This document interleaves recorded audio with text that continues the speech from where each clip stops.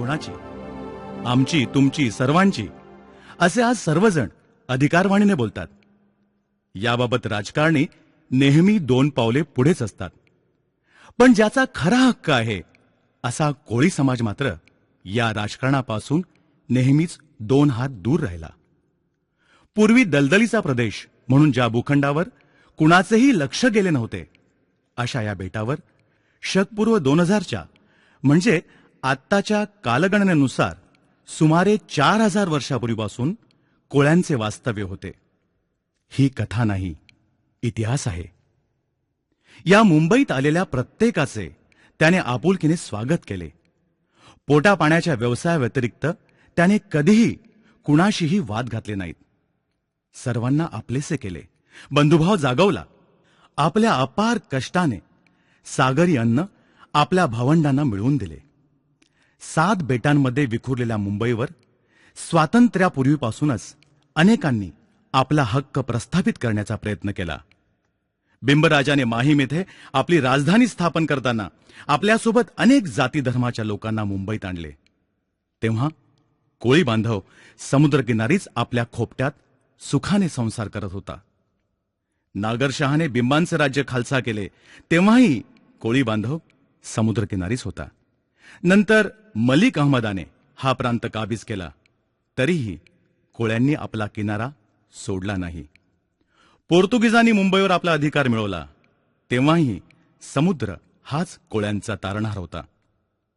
नंतर हीच मुंबई पोर्तुगीजांनी इंग्रजांना आंदण दिली, तेव्हाही कोळी बांधवांना त्यांनी समुद्र किनारा सोडा असे आदेश कधीच दिले नाहीत. इंग्रजांनी आपले व्यापारी केंद्र म्हणून मुंबईचा विकास करण्याचे ठरवले आणि अनेक व्यापारी कारागीर यांना मुंबईत येण्याचे आमंत्रण दिले. तरीही मुंबईचा आद्य रहिवासी असलेल्या कोळी बांधवांची, माता भगिनींची कुणी दखल घेतली नाही.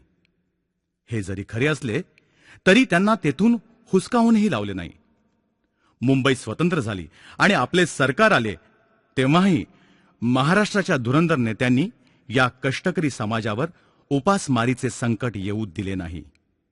त्यांच्या जगण्याचा हक्क, त्यांची समुद्राशी असलेली बांधिलकी पाहून त्यांना समुद्रापासून कधीच दूर लोटले नाही.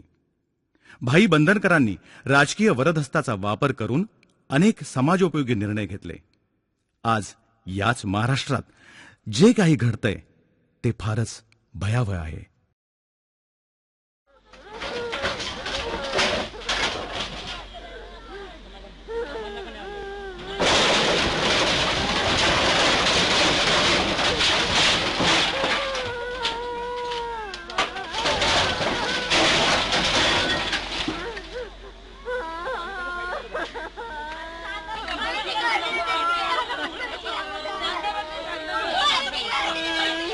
कष्टकरी कोळी समाजाला त्याच्या भोळेपणाचा फायदा उठवून मुंबईतूनच हद्दपार करण्याचे षडयंत्र रचले जात आहे आणि त्याला खतपाणी घालण्याचे काम आपलेच मायबाप सरकार करत आहे.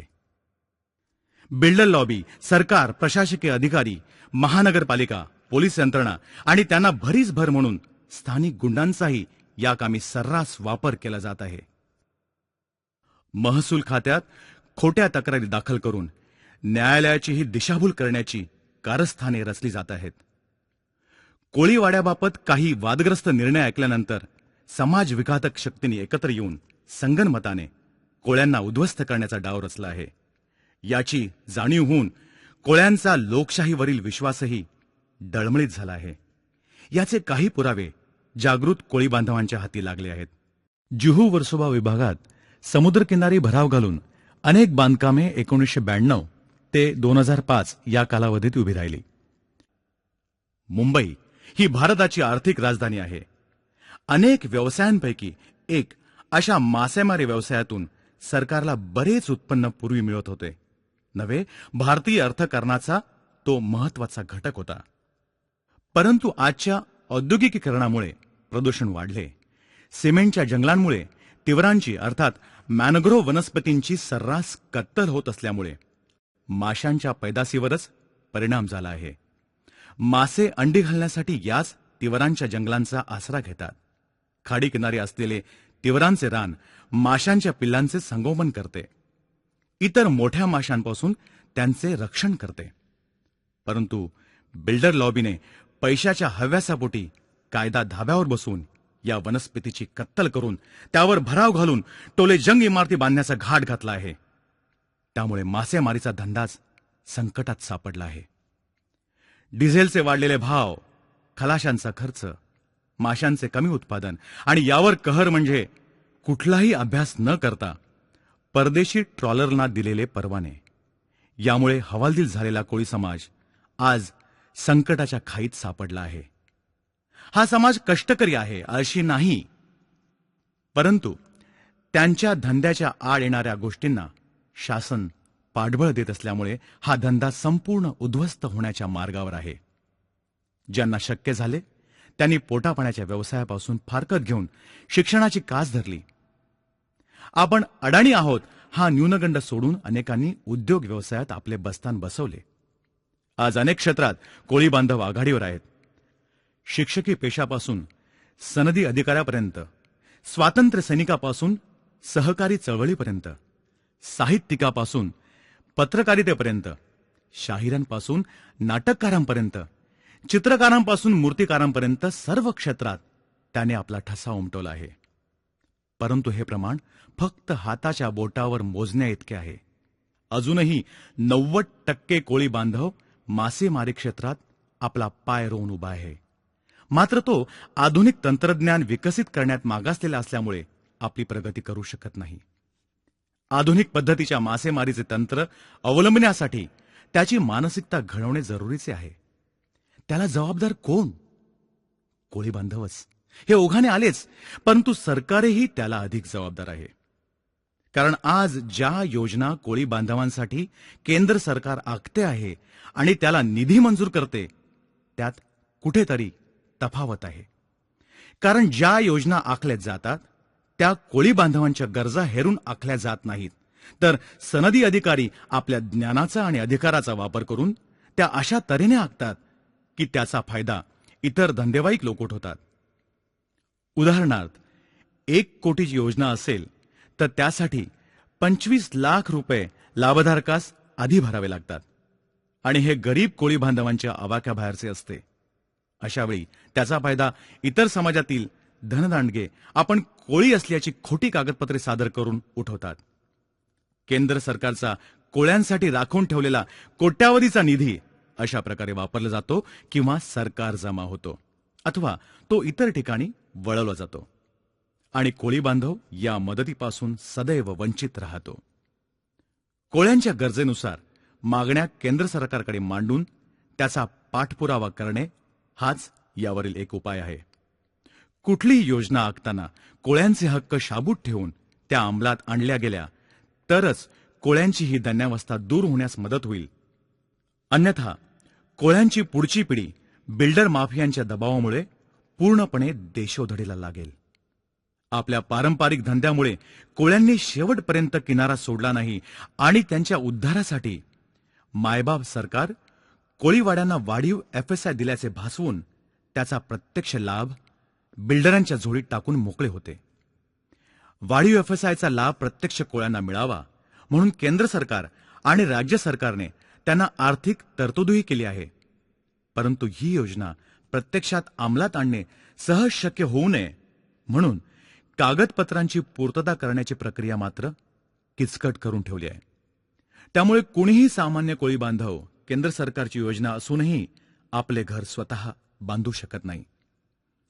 कोळीवाडे उठवण्यासाठी बिल्डरांना झुकते माप देऊन कोळ्यांच्या पुढच्या पिढ्या उद्ध्वस्त करण्याचा कुटील डाव बिल्डरांनी आखला आहे आणि या कामी शासकीय अधिकारी, आमदार, खासदार यांची फौज बिल्डरांची तळी उचलून धरण्यासाठी सदैव तत्पर असते. नियम डावलून किंवा केंद्र सरकारकडून विशेष परवानगी आणून बंगलेधारकांना बंगले बांधण्यास राजरोस परवानगी दिली जाते आणि पूर्वापार राहत असलेल्या कोळ्यांची घरे CRZचा बडगा दाखवून अथवा तो प्लॉट खेळाचे मैदान म्हणून राखीव दाखवून तोडली जातात. कोळ्यांचे मासे सुकवण्यासाठी पिढीजात वापरात असलेले खळे आरक्षण बदलून नाना नानी पार्कसाठी वापरून जमीन ताब्यात घेऊन कालांतराने त्यावर इमारती उभारल्या जातात. कायदे हे सामान्य जनांच्या हितरक्षणासाठी असतात, परंतु आजचे चित्र भयावह आहे. अशिक्षित समाजाच्या अज्ञानाचा फायदा उठवून कायद्यातील पळवाटा शोधून त्यांच्या जागेवर अतिक्रमण करून त्यांना देशोधडीला लावण्याचा कुटील डाव सर्व हितसंबंधित एकत्र येऊन आखत आहेत. धनिकांनी केलेली ही बांधकामे सर्व संबंधितांना हाताशी धरून नियमित केली जात आहेत. अशी उदाहरणे कफ परेड, जुहू, माहीम अशा मोक्याच्या ठिकाणी होत आहेत. एसआरएचा कसा गैरवापर केला जातो याचे ज्वलंत उदाहरण म्हणजे मोरागावचे प्रकरण आहे. मासेमारांसाठी राखीव असलेल्या या भूखंडावर दक्षिण मुंबईतील उच्चभ्रू वस्तीतील 3 बिल्डरांना झोपडीदार दाखवून त्यांना एसआरएची योजना राबवण्यासाठी सरकारी यंत्रणेने खुलेआम मदत केल्याचे कागदोपत्री पुरावे तेथील रहिवाशांजवळ आहेत. याविरुद्ध आवाज उठवल्यावर फक्त आवाज उठवणाऱ्यांची घरे तोडली. महसूल खात्याने ही कारवाई चुकीची ठरवली. तरीही त्यावर देखरेख करण्यासाठी शासनाने पगारी रखवालदार ठेवले. हेच रखवालदार परप्रांतीयांना खुलेआम अनधिकृत बांधकाम करण्यास मदत करतात. शासनाच्या दडपशाहीचे हे एक उदाहरण कोळ्यांना पुढील संकटाची चाहूल देणारे आहे. शासनाच्या अनागोंदी कार्याचे आणखी एक उदाहरण मुंबईच्या प्लॅनिंग कमिशनने कोळी हाऊसिंगसाठी एक प्लॉट जुहू मोरागावजवळ आरक्षित केला आहे. हा प्लॉट मॅनग्रोव्ह वनस्पतीने व्यापलेला असून भर खाडीत आहे. कुठलेही बांधकाम करण्यास मज्जाव असलेला हा प्लॉट देऊन सरकारने कोळी जनतेच्या तोंडाला पाने पुसली आहेत. कफ परेडचा मच्छीमारांच्या गृहप्रकल्पासाठी राखीव असलेला प्लॉट इतरांना देण्यात आला आहे. या अन्यायाला वाचा फोडण्यासाठी नॅशनल फिश वर्कर्स फोरमच्या झेंड्याखाली एकत्र येऊन मुंबईतील सर्व कोळीवाड्यांचे प्रश्न सोडवण्यासाठी एका अभ्यास गटाची स्थापना झाली आहे. या सर्व प्रश्नांच्या मुळाशी जाऊन त्याचा पूर्ण अभ्यास करून त्यावर योग्य तो उपाय शासनाला सुचवून कोळ्यांसाठी असलेल्या सर्व योजनांचा फायदा फक्त खऱ्या लाभार्थींनाच कसा मिळेल यावर लक्ष ठेवणार आहेत.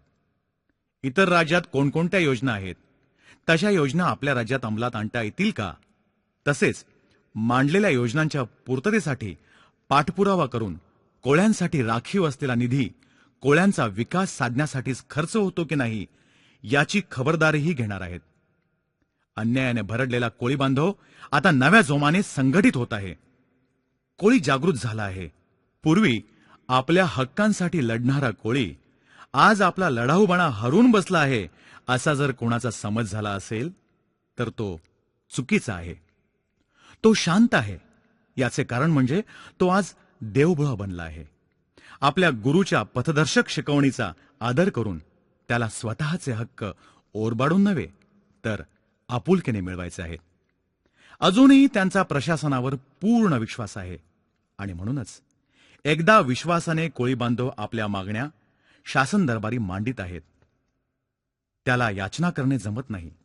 तो आपला हक्क मागतो. ही सुरुवात आहे. अशाच अनेक कामांचा पाठपुरावा करण्यासाठी काही तळमळीचे कार्यकर्ते कामाला लागले आहेत.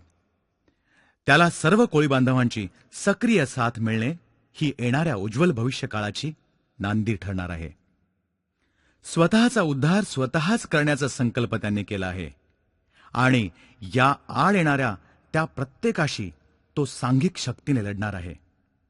यासाठी हे कोळी बांधव एकत्र आले तर नक्कीच यशस्वी होतील.